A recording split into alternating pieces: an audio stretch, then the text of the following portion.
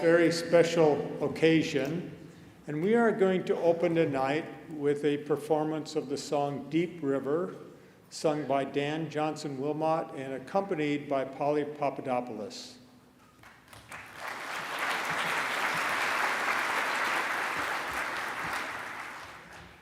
Thank you very much. I was very delighted to be asked to perform something for this Holocaust series that the school has been sponsoring for a number of years.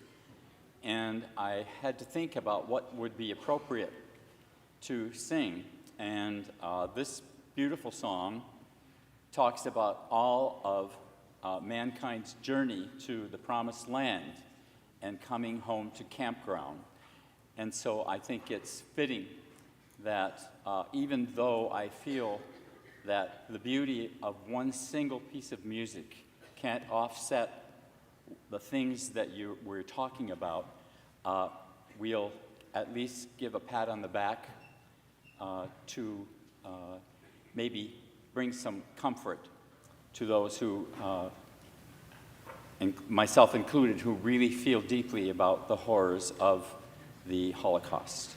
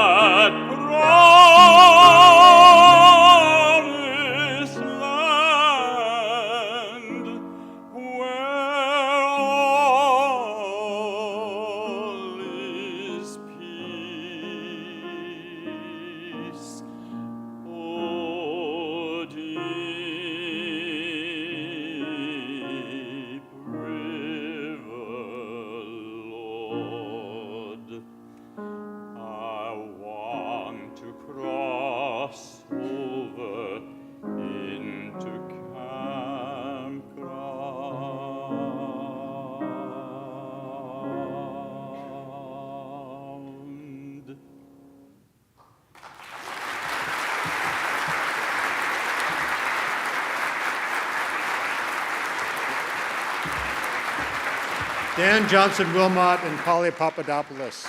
Thank you. Dan Johnson Wilmot came to this university 1 year after this building was opened in 1971, and he's been teaching vocal performance and performing on this stage ever since. We have some very special guests here tonight to thank for making this event and the associated Holocaust Educators Workshop possible. We have Bob and Maureen Friedland, who have donated to support this, and also Bill and Cindy Berg. Could you all please give a round of applause to our donors?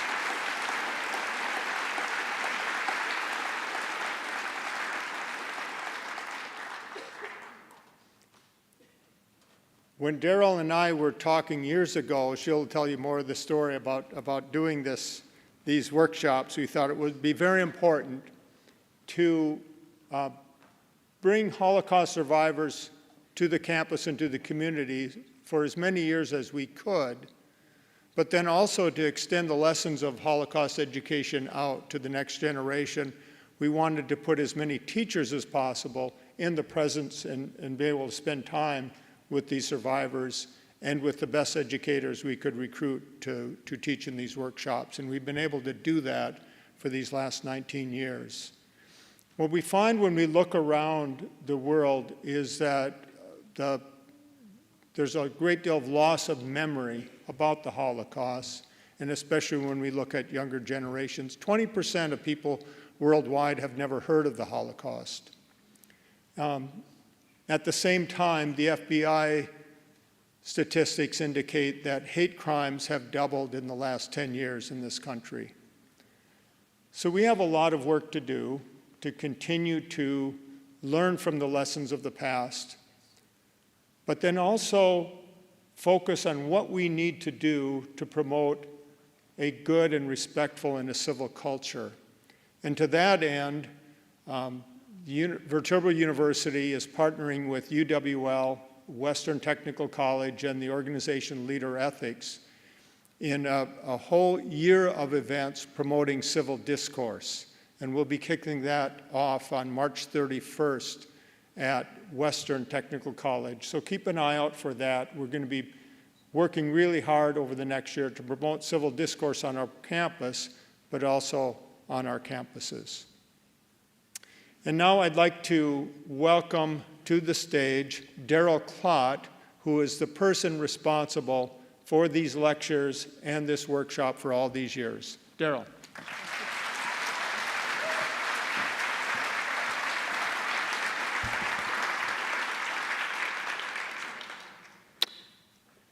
Good evening. I am Daryl Klott, and I have the very best job on the face of the earth. I am a teacher. And I've been a teacher for over 40 years. And I'm really proud to tell you that I'm a Holocaust educator. Dan, wherever you are, thank you for your splendid Deep River. You are a baritone virtuoso. Before I begin, I want to announce that WKBT will be they broadcast tonight's presentation on channel 8.2. Actually, it's going to be on Easter Sunday at 4 p.m. So if you want to record it or share it with people that weren't able to be here tonight, you can do that. Again, 4 p.m., Sunday, April 5th, WKBT channel 8.2. Tonight's presentation, along with previous Holocaust speakers, will be on the Viterbo Ethics in Leadership website. I want to really extend a special thanks to all of you in our audience. You have made our Perspectives on the Holocaust series a success. Year after year, you fill our Fine Arts Center to hear these inspirational witnesses present. Last year, when survivor Peter Feigl spoke, we had a huge blizzard that day. Some of you probably remember that. 600 brave supporters showed up, and another 5,400 watched it via live stream. We are indebted for your community involvement.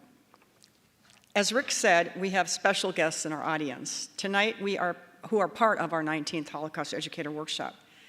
Teachers, on behalf of Viterbo University, I want to thank you for the important work that you are doing in your schools by educating young people about what happens when they do not accept other people's differences.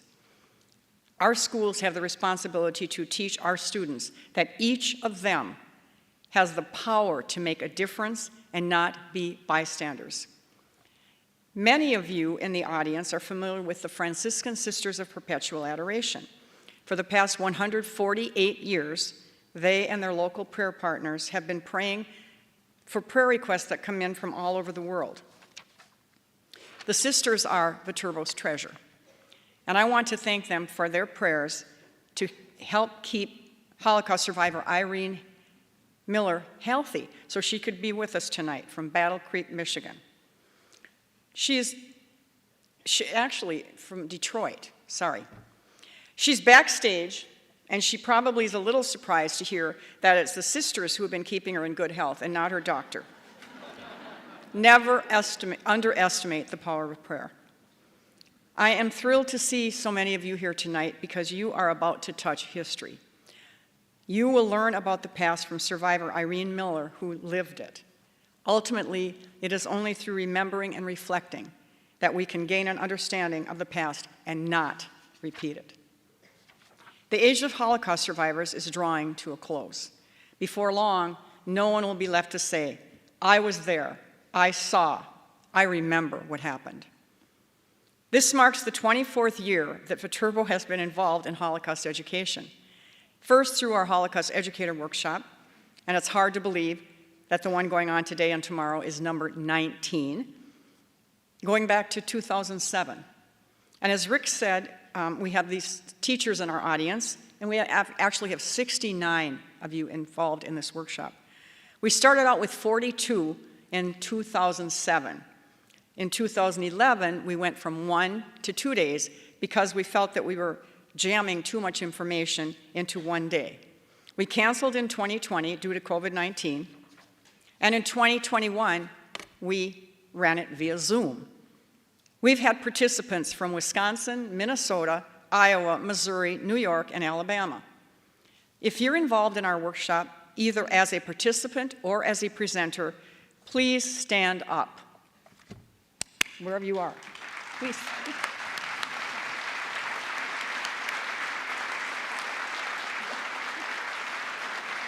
Thank you. The other focus of our Holocaust education program,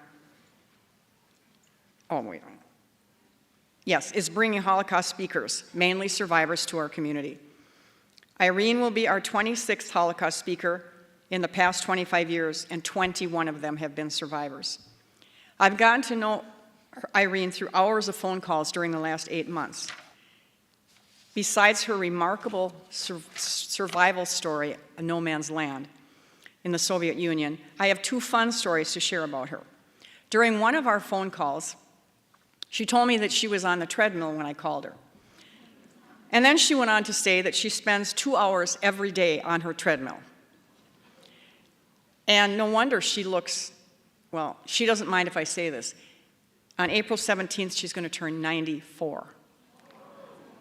By the way, she is very proud of her age, as she should be, and she doesn't mind me mentioning it.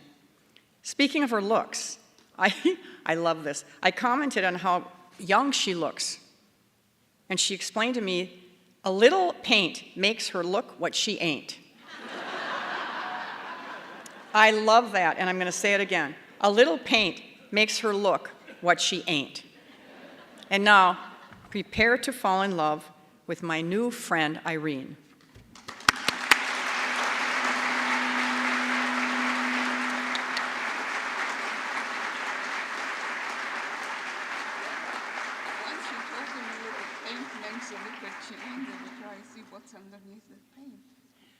Okay, wait, would you explain that again now, what I just said? Did I say it wrong? No, I said when Daryl declared that what I said, a little paint makes her look what she ain't, I said, now you will look at me and try to see what's underneath that paint. Love you, dear. Thank you. See you later. I am one of the 10% of Jewish children who survived the Holocaust.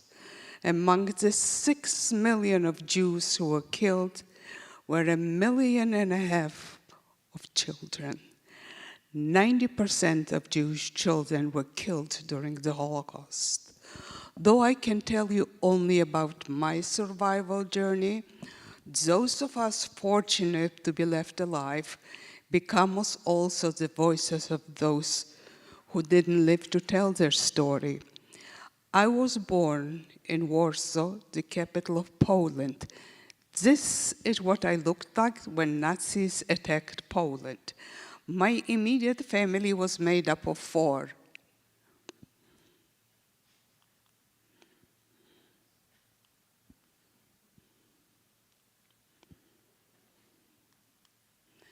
Here is my oldest sister and I.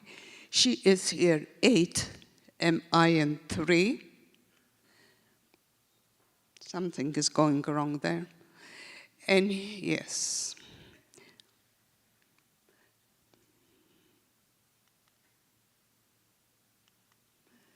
And here are my parents. But we had a large extended family in Poland, numbering close to 100 members. When Nazis attacked Poland, it seems to me that Warsaw was under siege for a few weeks. Day and night, bombs were falling. We lived on the top floor of an apartment building where it was the most vulnerable place because bombs were falling through the roof ceilings and into the homes.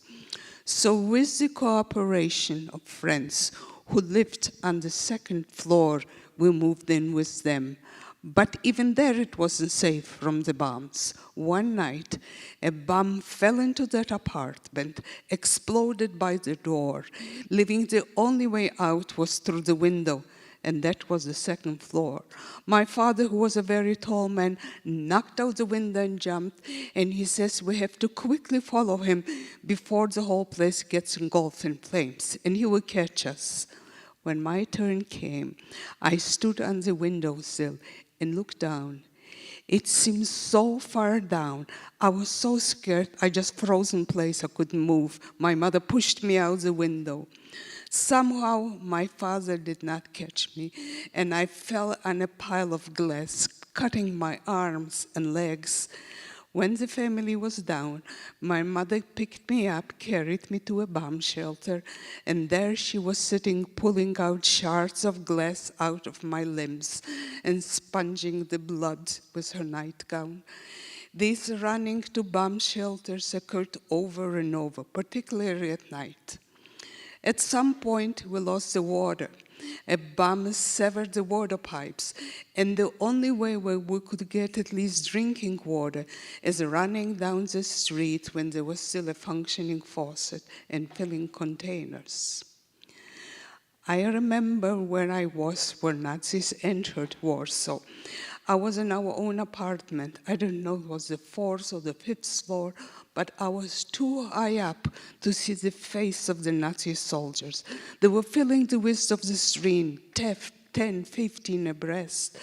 But strangely, I could see a reflection of shining boots pounding on the pavement.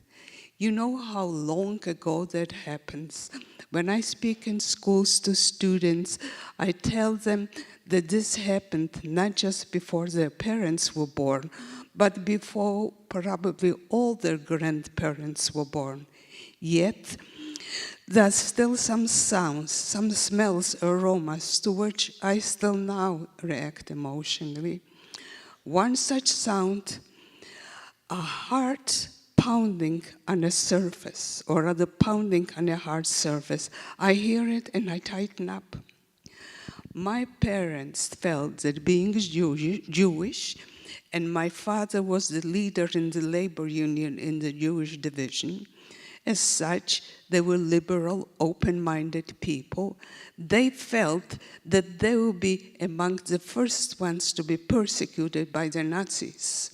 So sometimes during the winter of 1939, 1940, that was a few months after the Nazis entered Warsaw, they sold the lease to our apartment, hired a Polish guide to smuggle us across the border into the Soviet Union.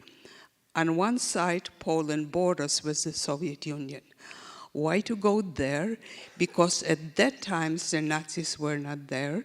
And as you probably know, later during the war, they attacked the Soviet Union as well. Why to smuggle us? Because the Soviets were protecting the borders and they would not allow anyone to enter.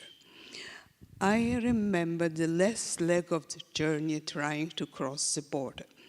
It was in the middle of the night, extremely cold.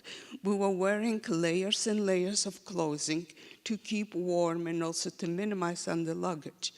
We were sitting inside a wagon of hay, the hay over our faces, over our heads, and over all that, an old blanket. So should a Nazi soldier come across that wagon at night, he would not be able to see that there are people in it. At some point, this man stopped, let us off in an area that was surrounded by tall trees. You couldn't see what's beyond that.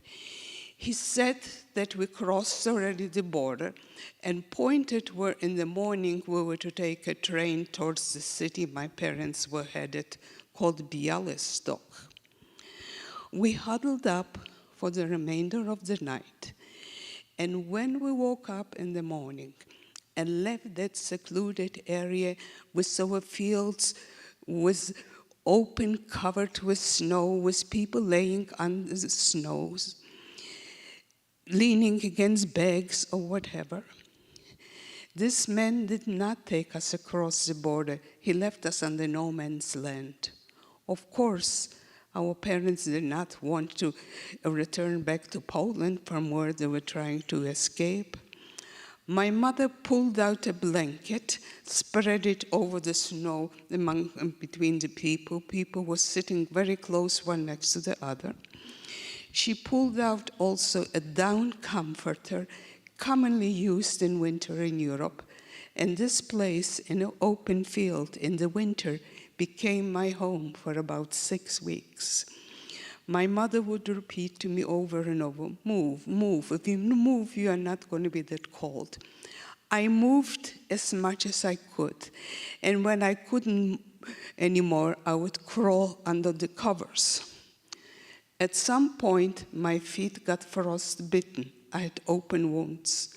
Wasn't able to wear my shoes. It was too painful. So my mother tore a garment of hers, wrapped my feet in rags, and I moved around as well as I could. The only food we were able to buy was that which the peasant women after sundown would come bring bread, boiled potatoes in their skin, sometimes farmer cheese, and charging exorbitant prices. The only fluid we had for drinking was melting snow. There were woods in the areas, and people were making fires to warm themselves and also to melt the snow for drinking. Though I was a little girl, as you saw me there, I remember many scenes starting with the no man's land. But 2 images from that period are still vivid before me. I woke up one night, and there was a strange man next to me under the covers. I tried to push him away, but apparently I fell asleep. And when I woke up in the morning, the man next to me was dead. People were dying from diseases, from exposure, from starvation. And now the peasant women were also bringing shovels for sale. And the young man buried the dead in shallow graves. The other scene, I was standing with my mother by a fire trying to warm myself, and a young woman approached holding a baby in her arms, wrapped up in blankets, and people parted, assuming she wanted to warm herself and her child. But as she came closer to the fire, a man looked into her arms and said, "Lady, your baby doesn't need warming anymore." The baby was dead. The man took the dead baby out of the mother's arm and proceeded where the Soviet soldiers were guarding the borders, and the crowd followed him. The man laid that baby on the floor, on the ground, in front of one of the guards, and the crowd started shouting and crying, let us in, see, we are dying one by one." And that guard didn't say a thing, just kicked that baby back into the crowd. And like all others, it was buried there. My parent apparently concluded that they have to take some drastic steps, or we are not going to survive just laying in the open fields. One night, my father smuggled himself across the border into the Soviet side. He must have surveyed the area in advance. On the Soviet side, he bribed an official to give him a letter permitting the family to cross the border. But when he returned with that letter, the letter said he may take his children, said nothing about my mother, and the guards would not let my mom go.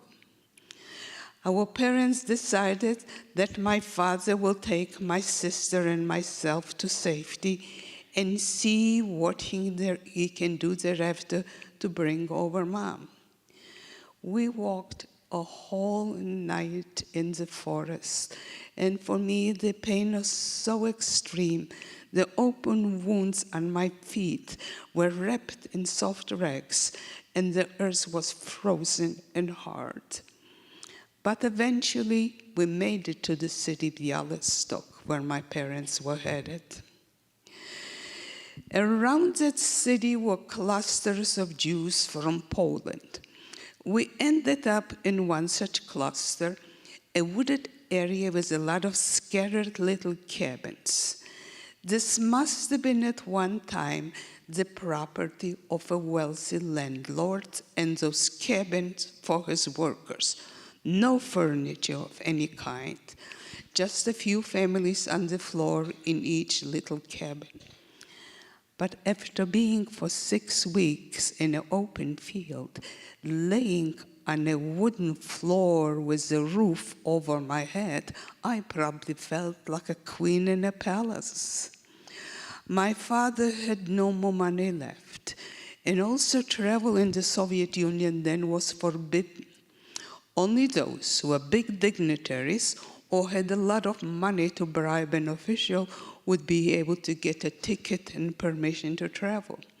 So my father tried to reach the no man's land on rooftops of trains. He was caught by the police, put in jail for a few days, let out, and kept on repeating it.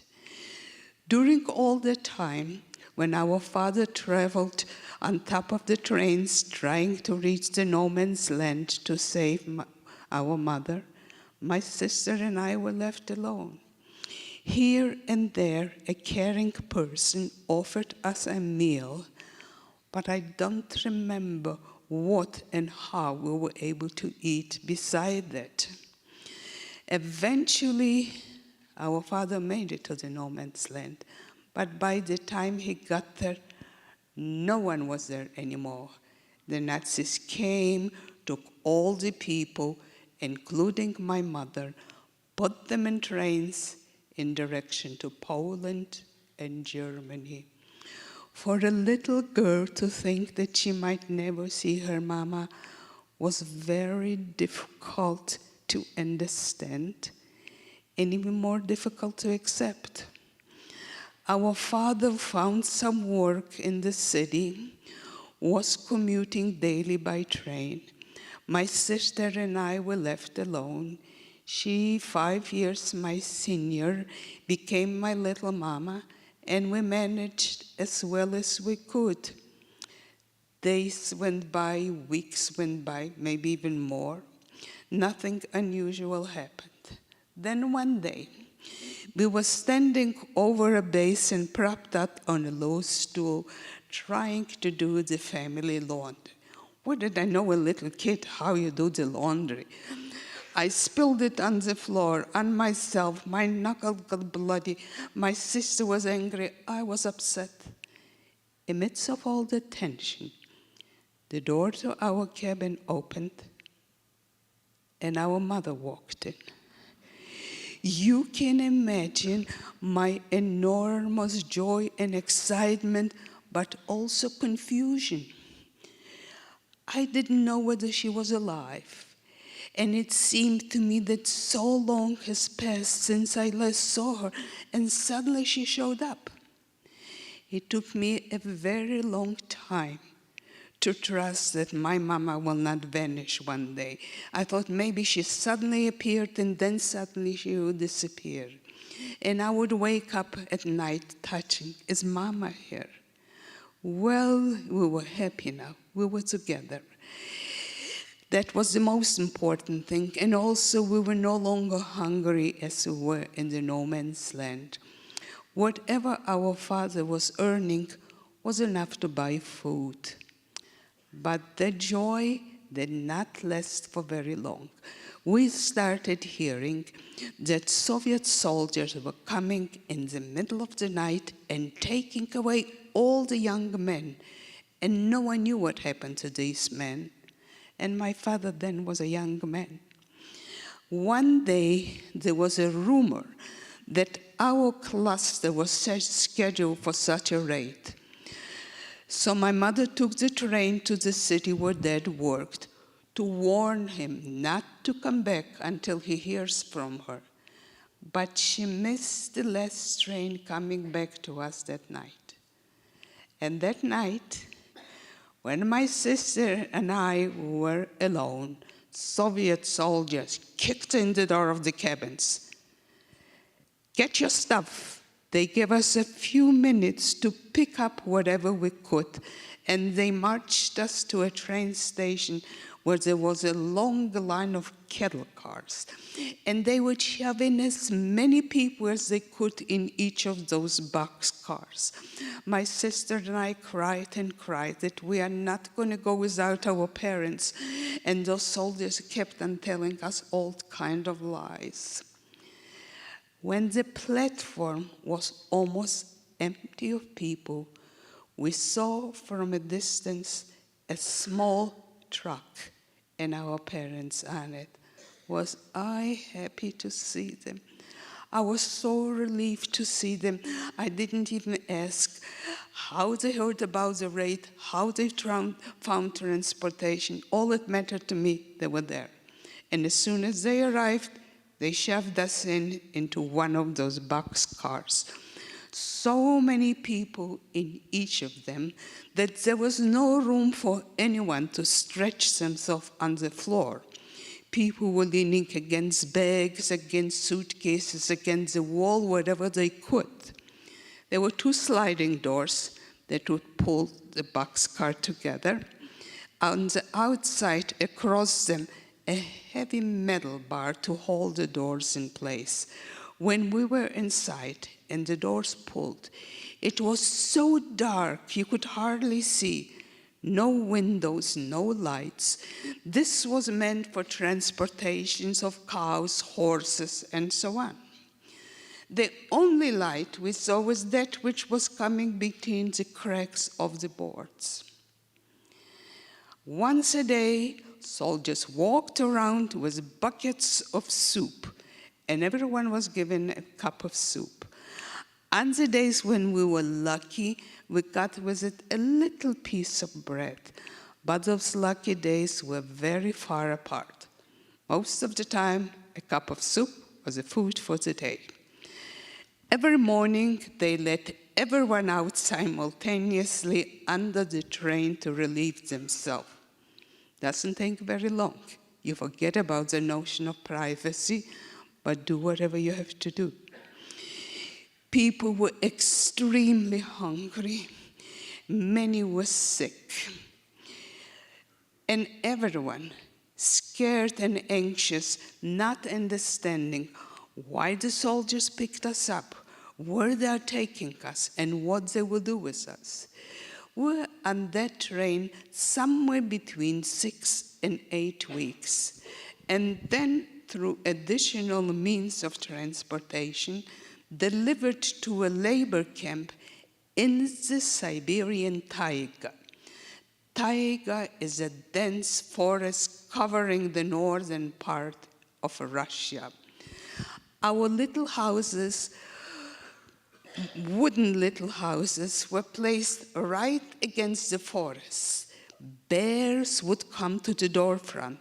At night, we heard Siberian wolves howling, and we were scared.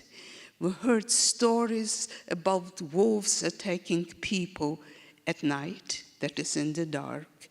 And in Siberia, in wintertime, there are only about 3 hours of daylight, and the rest is dark like night, and in the summer it's in the reverse. Temperatures, they would drop to 50 below and lower. If a bird, for some reason, didn't fly away on time, it would freeze to the tree like a lump of ice. If you were outside, any part of your skin exposed, it wouldn't take more than a few minutes and it would get frostbitten. We did not have clothing for this kind of a climate. And for me, a kid this size, most of the time, it was impossible to leave the house because the snow was taller than I was. Everyone had to work, including my older sister, who was by then 11, maybe turning 12. The main work was a cement factory, and some young men were sent to further clear the forest.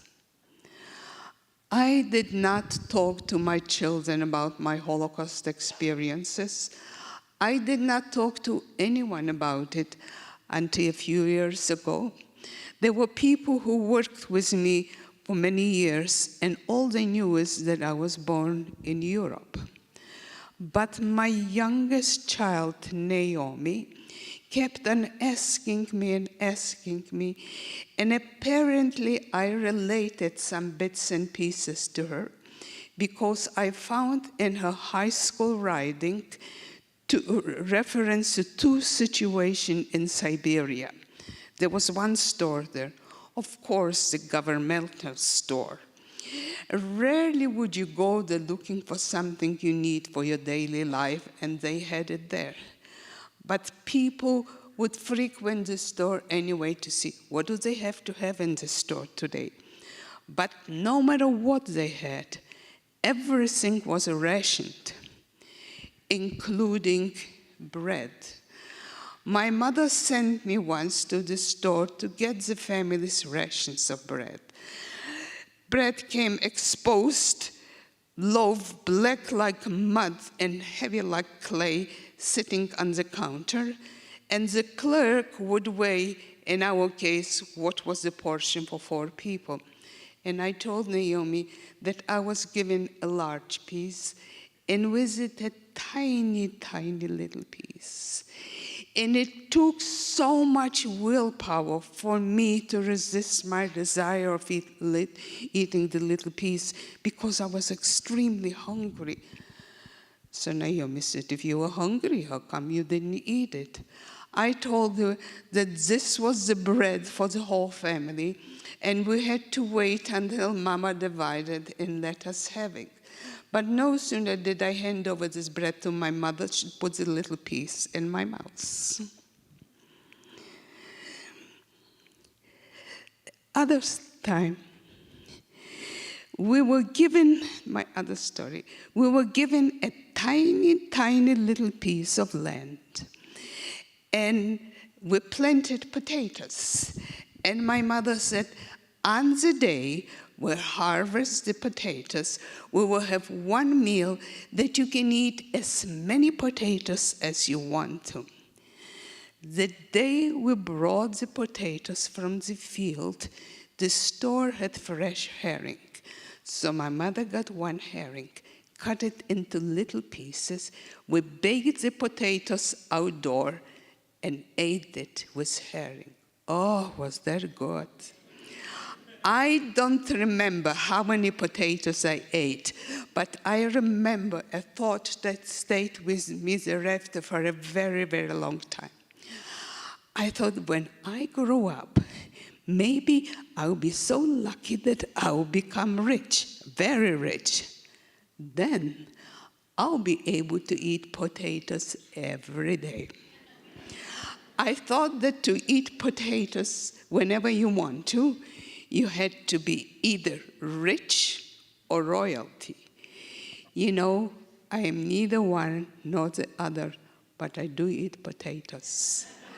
But no potato will ever taste as good as the one in Siberia when I was so hungry day in and day out. From Siberia, they shipped us to Uzbekistan. Uzbekistan then was a southern republic of the Soviet Union. Now it's an independent country. I am sure that my parents felt that going south to a warm climate, life would be easier, food would be more available. But while we were very hungry in Siberia, in Uzbekistan, we almost starved to death. We were placed in a very poor farming village. My parents were not given any land to cultivate, and there was no way of finding work. My father walked from farmer to farmer, willing to do any kind of work in exchange for food. Once in a while, he would get a day's work, but most of the time not. There were stretches of time that we lived on boiled grass and leaves. My mother would go into the field, pick up anything that was growing wildly green, boil it, drink it first herself to see how she reacted to it. If she was okay, she would give it to us as well. There was another stretch of time that we lived on broiled onions. And I can still see the fire outdoors, sitting holding an onion on a stick until it gets brown. Some farmer must have had a good crop of onions, and in exchange for some of my mother's garment, she got a bag of onions. We all came down with malaria. Malaria is such a violent, difficult disease. You could see a person one day, he looks fine. A week or two, he's gone. I said violent, I had malaria. Most of the time, I was not conscious because my fever was so elevated that I lost consciousness. But when I was, I remember screaming, my bones were breaking. My bones were breaking. No matter how many blankets I had over me, I was shaking with such a violent chill that I couldn't control. After recovering from malaria, I had difficulty walking for some time. There were some Jews from Poland in Uzbekistan. I don't know who they were and how they were able to do it, but they established orphanages for Jewish children from Poland and would search around in the area, and whatever child they could locate, orphaned or not, they wanted to recruit it for the orphanage. This was simply an attempt of saving the children from dying of starvation. One day, a man showed up in our village, talked to our parents. Next day, he came with a horse and buggy. Our mother told us that we'll go to a place, that there will be other children, food will be more available, and our parents, will visit when possible. I don't remember at all objecting to it. My sister and I were on that buggy, it seems to me, a few days, until we came to a village where the orphanage was housed. The orphanage was basically contained in one large room. From one end of the wall to the others, boards were ripped off the floor, propped up on stack of bricks, and girls were laying tightly on those boards, one next to the other, covered with all kinds of old blankets. And their heads completely shaved. You remember my first picture with braids? Some people said I looked like Judith, the Wizard of Oz. They shaved my head completely. Across the room, the same arrangement of boys, and their heads were shaved as well. The caregivers shaved the children's head because the sanitary conditions were horrible there. I don't remember when and where I was able to take a bath or a shower. And they, the caregivers, feared that under those conditions, the kids will come down with lice, which apparently spread diseases. And lice apparently nestle in hair. But we found out very quickly that lice nestle in all kinds of other places as well, because we were about 100 bald-headed kids covered with those lice. Lice are no larger than the head of a pin, but they make your skin burn and itch so badly that you want to rip it off. I remember bleeding all over from that intense scratching. And you know the strange thing, I will mention again how long ago that happens. The minute I think about the lice, my head starts itching so badly that I want to take the 10 fingers and go over. It lasts a few minutes and it goes away. A few months after entering the orphanage, my father died. There was an epidemic of dysentery in the village my parents lived. No pharmacy there, no physician. My mother walked a whole day to another community in search of penicillin. I don't know whether she obtained it or not, but when she returned, my father was dead, buried in a communal grave my mother didn't even know in which one. The war ended in 1945, but I stayed in that orphanage in Uzbekistan till almost 46. I don't know what was the reason that we were unable to return sooner, but I had no other choice, no option. During all the years of the Holocaust, extreme hunger was a daily part of my life. And this is the kind of hunger that is difficult to describe and difficult to understand unless you experience it. Not only does it take over every inch of your body, but every thought in your head. And you have to consciously work to think of things other than food. There was a lot of fear of not knowing what will happen from day to day. No newspaper, no radio. And if adults knew anything, they didn't share it with us children. Maybe there was an assumption or understanding, well, those are little kids, the less they know, the better it is. But it works the other way for me. The less I knew, the more I was speculating, the more I was concerned. There were also years of loneliness. Strange as it might sound, you can be in a room with 100 kids or 100 people and feel lonely when there is no one person that shows any special affection or consideration. But I tried to do everything possible to keep myself constructively involved. I learned to read myself when I was quite young.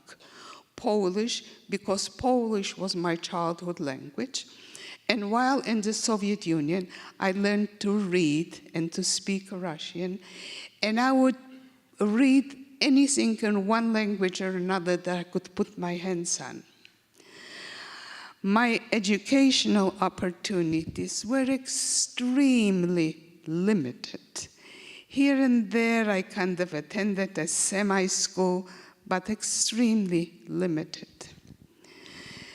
The only place where I was expressing what I thought and what I felt was in writing poetry.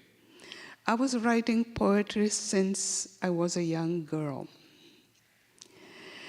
My home in Michigan was hit by a tornado in 1975, probably before most of you were born. Half of the house ripped off and blown away, with it most of my belongings. A few years ago, I was looking for a book which I thought survived the tornado. And to my great surprise, not only did I find that book, but in that book I found 1 notebook of my poems from the orphanage in Uzbekistan. I had a tall stack of them tightly written because paper was very precious, very difficult to obtain. This is the only one that was left. You can imagine how yellow that paper is with age. This must have been written somewhere before 43 and 46. I was afraid to touch it, that it will crumble in my hand, but it didn't.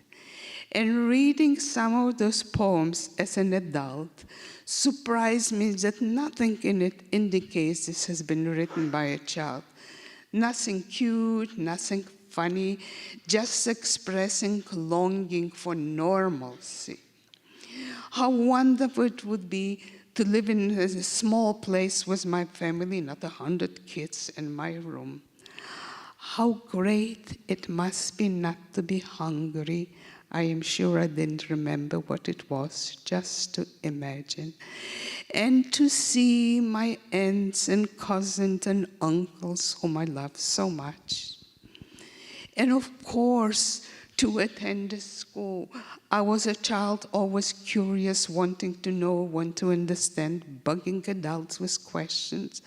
But of course, I did not have the imagination to envision a school as I see and visit around the country. For me, where 1 room and 1 teacher would have been a school I would have been happy to have. And of course, poetically describing Poland. Poland to me was paradise on earth. But you saw the little girl I was when I was left in Poland. But when I returned with my orphanage to Poland, to the city Krakow, nothing of what I hoped for or envisioned became reality. I spent another 5 years in orphanages after the war. Anti-Semitism was still raging after the war as well in Poland. The tiny, tiny Jewish community that was left alive tried to do everything possible for us, the children who survived. The orphanage was for Jewish children, so was the school. That school was really in 1 room only. There was just a handful of us Jewish children in Krakow. That school took us to what used to be a concentration, a death camp. In the display room of that camp was a tall pile of shoes, men's shoes, women's shoes, little kid shoes, shoes of those who were sent to the gas chambers to die. There was a tall pile of hair.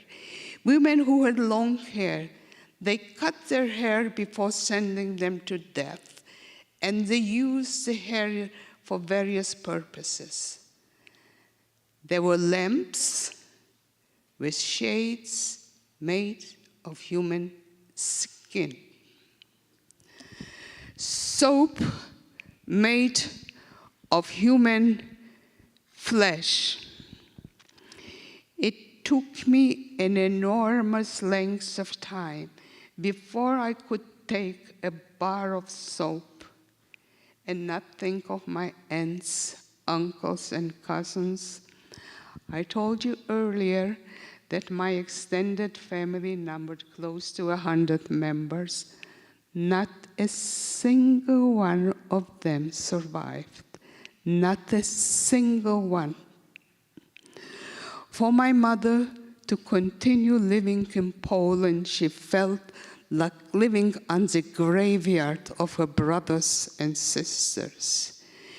She and my sister, who was by then married to a boy from the orphanage, they decided that they have to leave Poland. They cannot continue living there. The only place they could go was to Israel, because the Israeli government was helping Holocaust survivors who wanted to move there.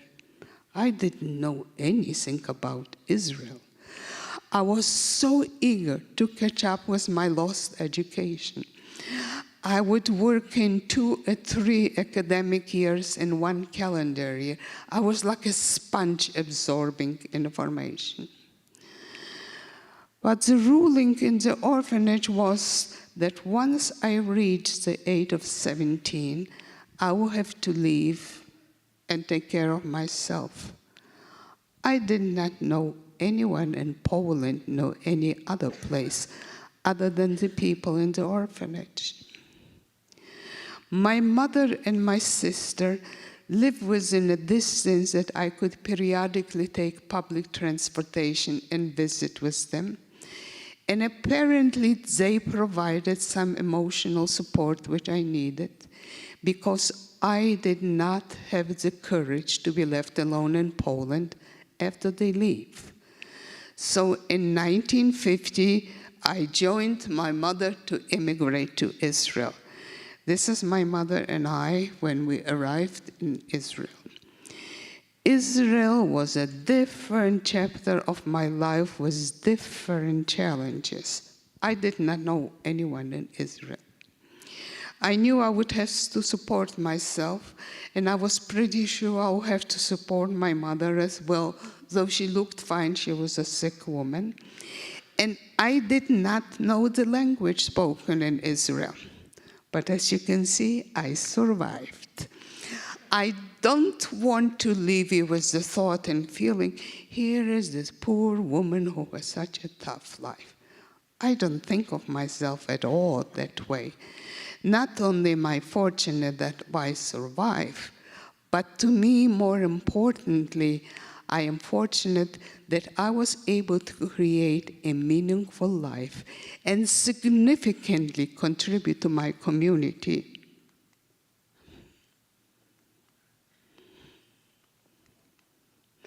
This is what I looked like when I came to the United States. I was 21, 22 years old. I was married, had a baby, and did not know a word of English. That was the 3rd country I was coming without knowing the spoken language. Soviet Union without Russian, Israel without Hebrew, United States without English. But when I was young, I was picking up languages which seemed to me now miraculously fast. It didn't take me too long. I entered the University of Cincinnati. I lived in Cincinnati for about 10 years. I earned an undergraduate degree in psychology, a master's in social psychology. A year or 2 later, I entered Xavier University, also in Cincinnati, earned a 2nd master's, an MBA with a major in hospital management. I had very rewarding work as a healthcare executive, including for a year, I served on an advisory committee in Washington, D.C., a committee that dealt with women, children, and drug addiction. I am retired now, which means I work and I don't get paid. You might get there. But what I do think is extremely important to me, my whole adult life, I tried to live guided by the Jewish ethical principle called in Hebrew Tikkun Olam. Tikkun Olam literally means repairing the world. Implied in it is that we each have a responsibility to do everything possible to make this world a little better for everyone. How I do it is, first of all, how I relate to people. I respect every human being fully and equally, every good human being. Doesn't matter what's the color of their skin.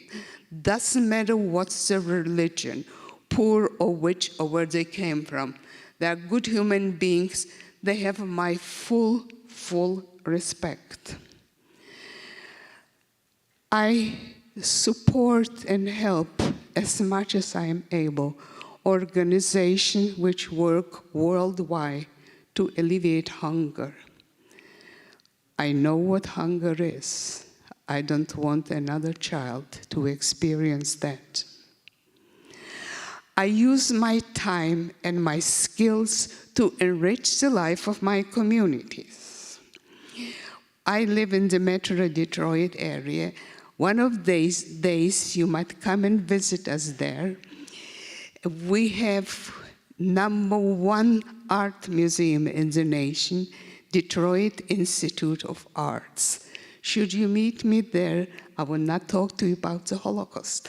I will help you to understand and enjoy art. I have been there a docent for 25 years. I'm a mediator in court, which means I help people to resolve conflicts without having to appear before a judge, and the decision becomes legally binding. I am on the board of directors for more years than I remember.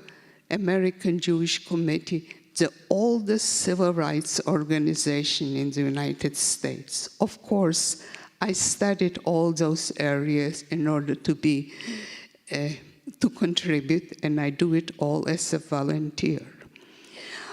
But the most important thing in life now, my mission is to use my Holocaust experiences to show what hate and prejudice did and what it can do again unless we learn from it. Since the University of Michigan published my memoir,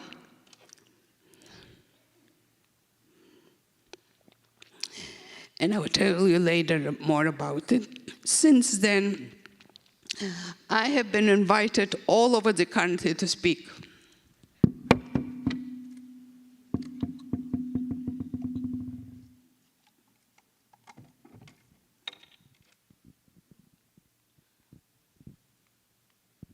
The largest gathering so far were 1,800 in Huntington, Indiana. And this picture has a particular meaning to me. This was 7 years ago. Last year, I had a call from a teacher, Ben, in another school in Indiana.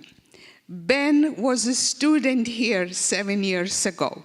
He is now a teacher and asked me, would I please speak to his students? Well, my response to him was, first of all, if I didn't give you a big hug, then I want to do it now.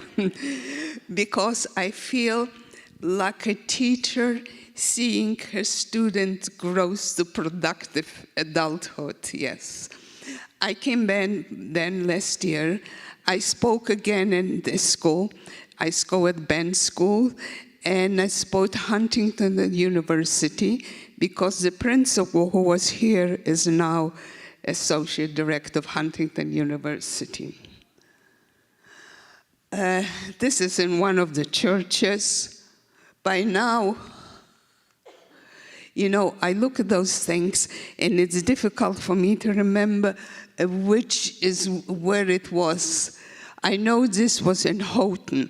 Houghton is the upper Michigan. Houghton and Hancock across the river, and this was in a very small community in a synagogue that right now it has about 240 seats, but only about 12 members. It used to be a large community when they do the mining. Had to be there more than once because we couldn't accommodate the community, all members who wanted to attend. By the way, and it took us 2 days to drive there, and it took us 2 days to drive here as well from Detroit.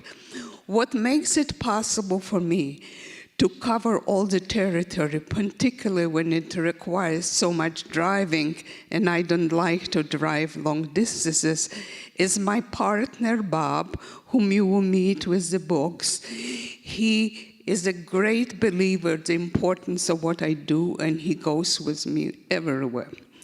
By now, he's so experienced and so well good in what he's doing that he earned the title of Director of Transportation and Logistics. And taking care of the books falls under the logistics. He knows probably all the places he will remember. This was the Knights of Columbus. I addressed the total evening event, and the night before I addressed the women. I spoke for a few years at the courthouse on Constitution Day, starting with the students why I, a Holocaust survivor, was invited to speak on that event and the meaning of the Constitution. In many, many schools, I addressed the total student body, but there were some schools where I speak also only to a few hundred students, 400 and so, and they, since they heard me the first time, invite me every year, usually it's 7th and 8th grades. I start off with middle schools, high schools, and universities, because I feel that students younger than middle schools are probably not in aggregate ready for the topic.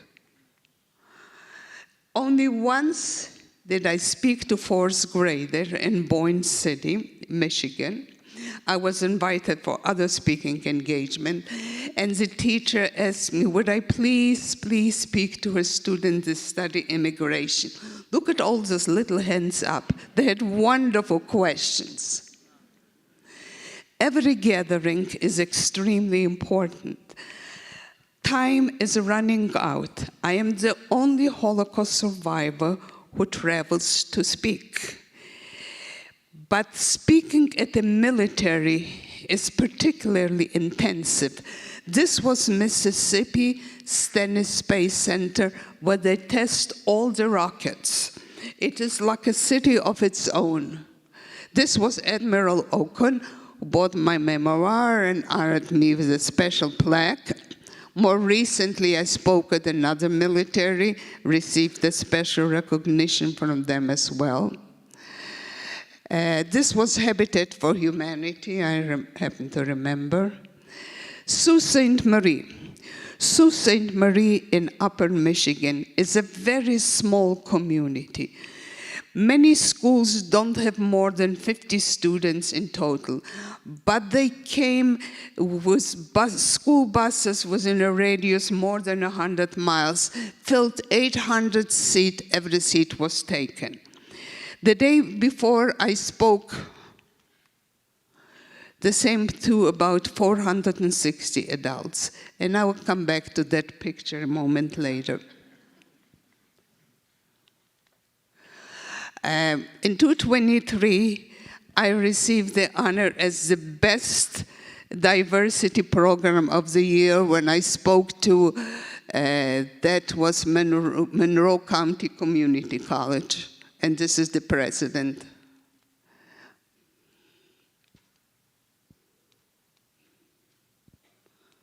I think I need some help to get that picture back. No. The last one, the last one, the last one. Yes. When I speak at schools, I stress to the students that they are the future leaders of this nation and maybe beyond. It will be their responsibility to do everything possible to prevent such horrors from happening again. And in order to do so, it is not enough to know that this happened. They have to learn to recognize leaders and systems that lead to such potential horrors. And I tell them a little what happened in Germany. And what happened in Germany applies to almost every totalitarian system and totalitarian leader. Think was first attack the free press, not allowing people to know what is going on. Not only attacking the free press and preventing publication in many cases, but feeding the people with continuous ongoing lies. When people are prevented from knowing what's going on, their decisions are made based on false information, because our decisions are based on the knowledge we have.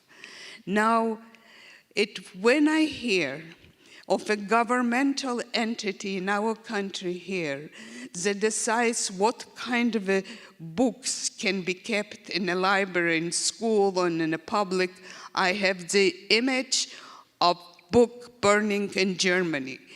In center of the towns, there were big fires, and people were required to bring all the books that were written by Jewish author, whether it was the world-known Albert Einstein or any other. Books written by people who don't support the systems, books written on topics that don't serve the system. Another tool of preventing people of knowing and of what goes on and choosing what information they get. Then, of course, choosing a group of people as scapegoats to blame them for anything wrong that happens.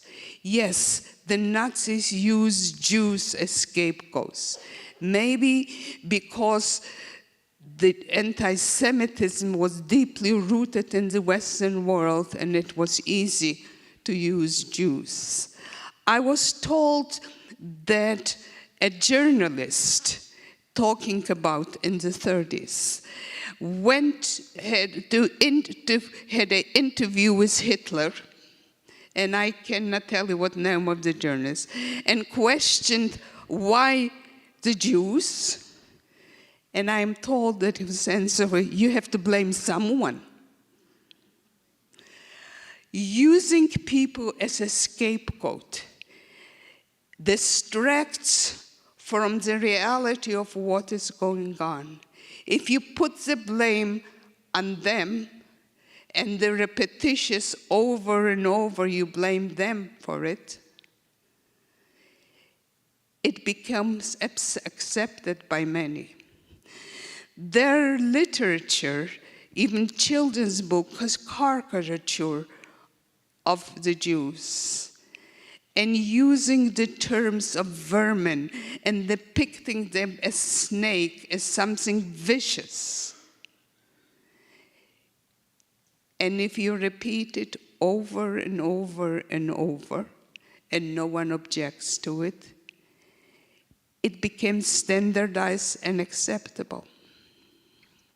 Yes. The woman I showed you, it was in Sault Ste. Marie, where I spoke first to the students and the woman.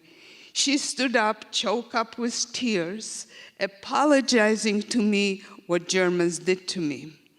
I told her that I appreciate the sentiment, but she's not responsible for others who did into Germany. She was born in Germany, came to the United States as a teenager, and many, many years back, when she went back and questioned how was it possible that the Germans, such a highly educated population, so sophisticated, how do they allow horrors as such to happen?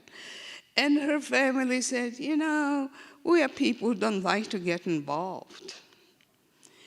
If injustices happen and we don't get involved, we don't stand up and speak up, it means we accept it. And if it's acceptable, it allows the perpetrator to do more and more and more. A few years ago, not long, maybe 2 years ago, so I was a keynote speaker at a Martin Luther King event, and the theme was there, be an upstander. Be upstander as opposed to bystander. And this is what I said, we all must do if we want to prevent injustices. Then her family said, you know, we thought those are small, stupid things, they're not going to last for very long. There is no such a thing as a small injustice. We don't need to measure it in inches or weigh it in ounces. And when they learned of the horrors that happened, they were so afraid they were so afraid of one another, they didn't dare to do a thing. To be afraid of the other is a powerful tool of a totalitarian leader. Be afraid of someone who doesn't look like you, who doesn't eat like you, who may be praised in a different way. A very powerful tool of a totalitarian leader to divide us and make us afraid of our neighbors. And I experienced that also, and not was in Germany, but in the communist Soviet Union. Be afraid of the others. Yes. I am very glad to hear, in my experience, that when I speak in schools, they get the message and they understand. Yes. What I told you is just a small fraction of what happened. I hope that each one of you will read the book Into No Man's Land. Bob has it there. Not only to understand what was my survival journey and my family's, but to get a flavor of the totalitarian communism, the totalitarian fascism. And you know, they might be in different countries, use some different tools, but the objective is the same for totalitarian leader to keep control of what our lives are. I also stress to students that before they become leaders, they will have the privilege and the opportunity to choose who will lead them. And when I am in high school, I said, please raise your hands who will be eligible to vote at next election. And I said, hundreds of thousands of people in the world have given their lives for the right to vote. This will be your decision who will lead you before you have a chance to lead others. And I stress the importance of voting, but also make sure that you vote for someone who reflects your values. And look for a range of sources to understand whether that someone reflects your values. Yes. I know that I threw a lot of stuff at you, a lot of information. So please gather your thoughts and ask me questions. And I welcome every questions. And let me ask you, could I have a little more light so I can see the people? Because right now you are mostly dark to me. Yes. Oh, guys, it's some logistics here. Some logistics, how it goes about. Thank you. We will have, speak up, tell us how it's going to go. Okay, it's hard to tell Irene what to do, but if you have a question, raise your hand, I'll call on you, and then I will repeat the question so that everybody can hear. So, come on. You know, when I am in school, I said it takes a few brave souls and then we can stop it. But I won't tell you that. And I welcome every question. If you ask me something about which I don't have any information or feel that's inappropriate for me to discuss, I will let you know. Okay, right over here. Yes.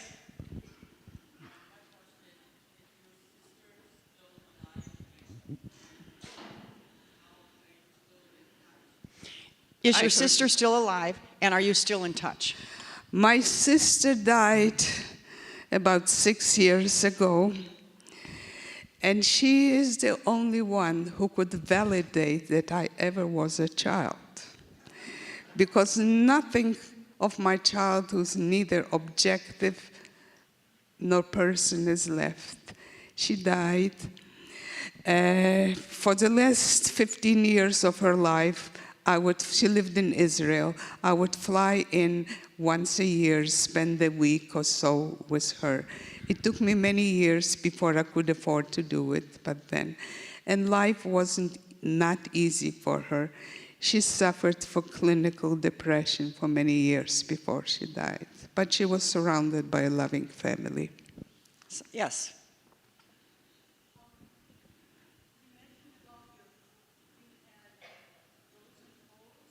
Yes.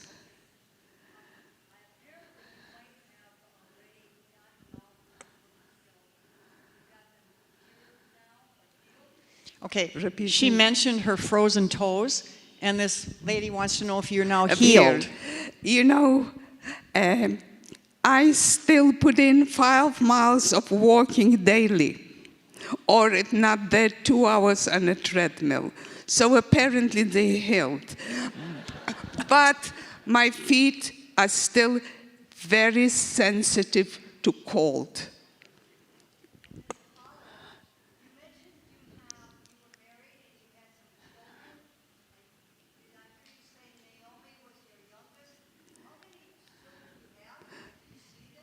How many children do you have, and do you see them? I have 3 children.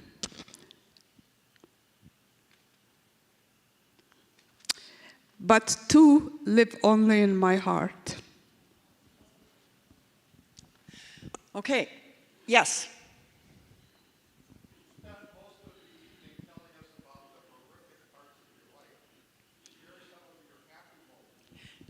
You've been telling about the horrific things. Oh, I you remember. have to invite me next time. I will tell you about all the happy moments. He wants to hear about some happy moments. You know, I can tell you one thing. I had a lot of pain in my life, but also a lot of joy in my life. Yes. Is your mom still My alive? mother died. She was young. She was in her 50s. Yes. She still had some medical problems that were never treated during the Holocaust, and she died. She was in her mid-50s. Yes. What- She wants to know what your What's favorite. my favorite piece of art in the museum? Well, Detroit Institute of Art has magnificent pieces. Probably the ones that I spend most is Diego Rivera fresco murals, which describe the industry. There are only 2 places in the United States that have Diego Rivera fresco murals, 2 small ones in San Francisco and our major work.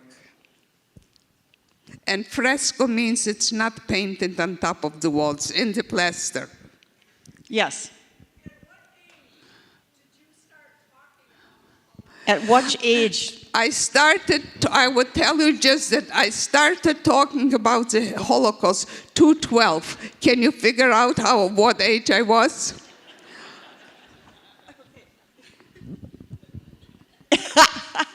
Yes. Yes. I gave you a bit of a clue. Yes. Somebody over here, your question. Yeah.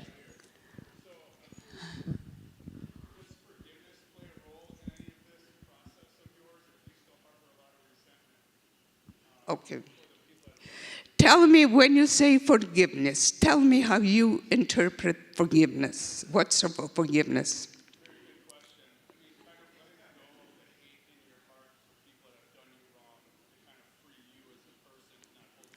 Okay. I have no hate in my heart. I don't think about those in the past who harm me. But in the terms of forgiveness that I excuse or whatever, absolutely not.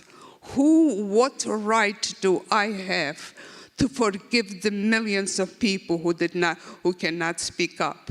If that person wants forgiveness, let him, her ask above me. But I don't carry any hate. Doesn't mean that I'm not sometimes angry. There are situations currently that I'm angry. But I never carried any hate.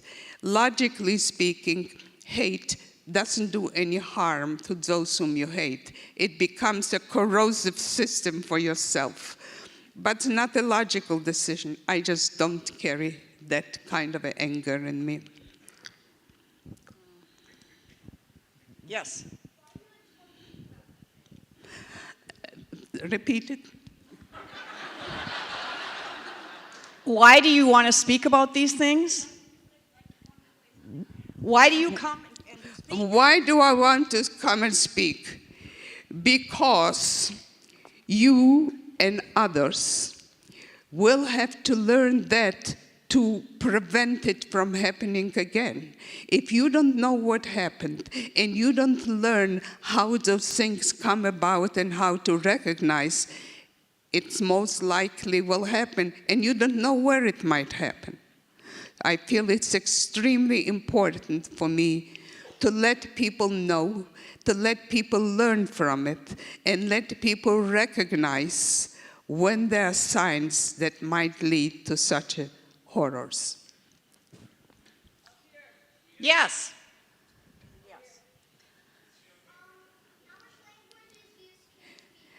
How much language? 5 3/4. If you want to know that I speak Polish, I speak Yiddish, I speak Russian, I speak Hebrew, I speak English, I understand some German, I understand Yugoslavian and a bit Ukrainian, and so on. Wow. Others. Yes. You said that you wrote poetry as a child.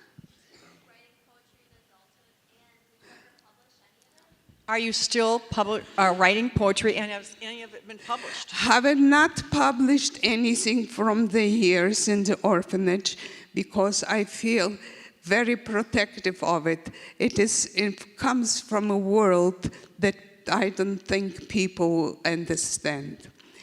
And now I write poetry when I am in pain, not in joy. And there were times that I wrote poetry, yes. Yes.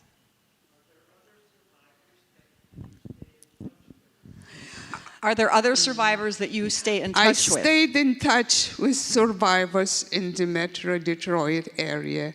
Almost all of them are gone. But let me say this. Just being a survivor is not a basis on which I develop friendships. It is not, I develop friendship based on some common beliefs in social issues and others, and just enjoying each other's company. And my friends are some even younger than my children. But just because someone is a Holocaust survivor is not enough of a common denominator for me to establish friendship. Others? Yes.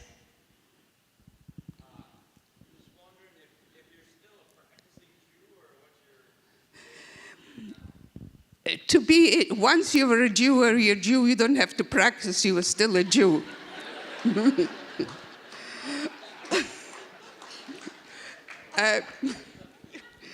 Let me say this. If you mean, am I deeply religious? No. But I am a deeply rooted Jew, proud to be a Jew, practice the values of Tikkun Olam, making everything possible to make this world a little better, not just for Jews, for everyone. And I think this, yes. Yes, thank you.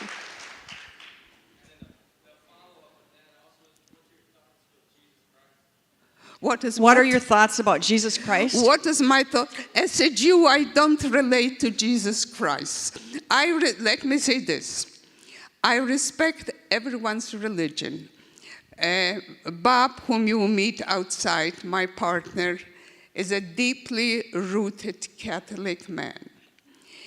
We respect each other's religion.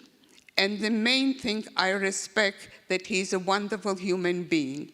And if someone is a wonderful human being, whichever way he or she prays to God in whatever language, doesn't make any difference.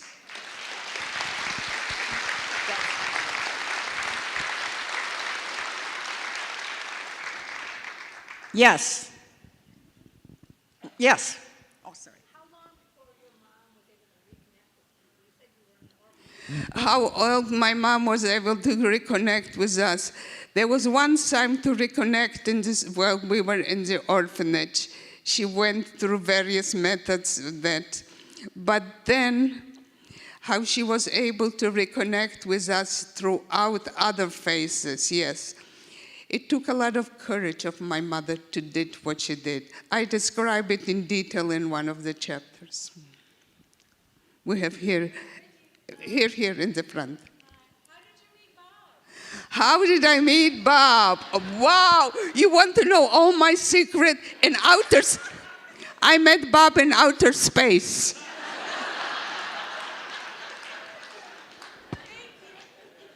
And how long have you been with Bob? Bob and I have been partners for 12 years. And he is the nicest guy. A wonderful guy. And you can address him, Director of Logistics, when you go to this book. Others, come on, you guys, this is your chance. Somebody over here. Yes. Do you ever go back to Poland? I was in Poland 3 times. First time since I left. First time when I went, I was a hospital administrator and took some physicians who went to study healthcare system, Poland, Hungary, and Czechoslovakia. That was not a good way for me to go. I had no personal time, and in Poland I still had to be the translator. Second time, I went myself to Krakow and Warsaw. In Krakow, I stayed with a woman who was with me in the orphanage in Uzbekistan. She was 5 years my senior, more my sister's age. And that was a very emotional reunion. Going to Warsaw then was very painful because nothing in Warsaw reflects that I was ever born then. The area was totally destroyed. I would see signs, this is where Jews were shipped to there, this is where Jews were shipped. It was painful.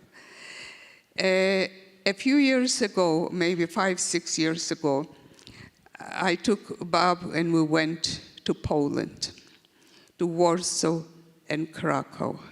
And sadly enough, I still saw signs of anti-Semitism about 5 or 6 years ago. I still speak Polish fluently. If anything, people will recognize my English accent in Polish. But I could hear it in many places, yes. Others, yes. Did you still keep in contact with the decent amount of people from the orphanage since you had left? Sorry, you were supposed to repeat it. Not I. Okay, did you? I heard it. Did I keep in contact?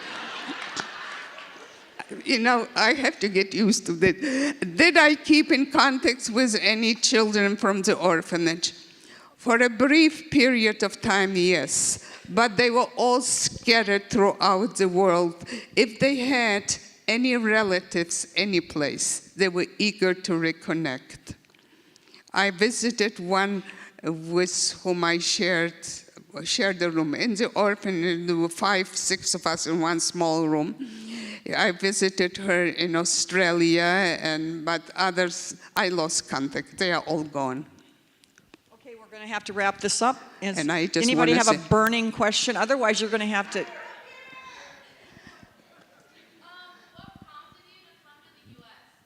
What prompted you to come to the U.S.? What prompted you to come to the U.S.? prompted? How old are you? I'm sorry, I can't see you. I'm 18. You are 18. Well, you are the right person to ask the question. I will tell you what. What I did, I don't recommend you do, and I am not talking about coming to the United States. Just turning 18, I married a man when I was in Israel from Detroit. I am not against marriage, absolutely not, but I am not against marriage at 18. Well, if we need to finish up, I will be glad to come to your schools, to your churches, to your children's schools, and any other large gathering. This is a story, not because it's my story. This chapter of history must be known. There is Wiesel, you know Eli Wiesel, who was one of the honorary, or what do you call him, who recognized for his Holocaust scholarship. He wrote on a bag, I don't know verbatim, if you listen to a Holocaust survivor, if you listen to a witness, you become a witness. So in a way, each of you now is a witness to the Holocaust story because you listen to a Holocaust survivor. And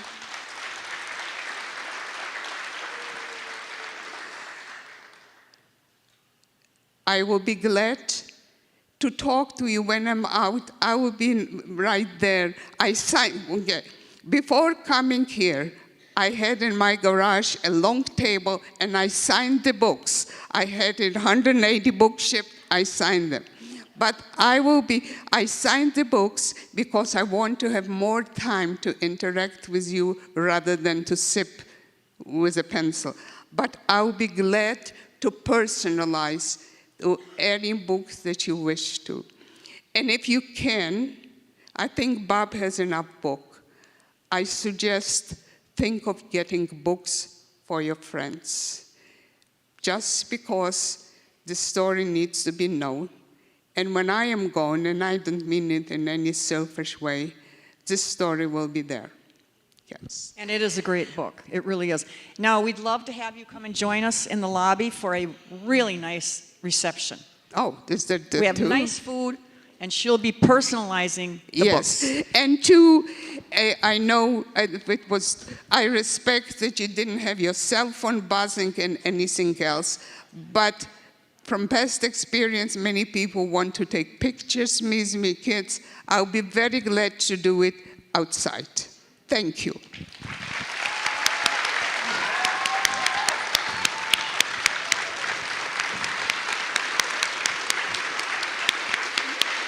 Thank you.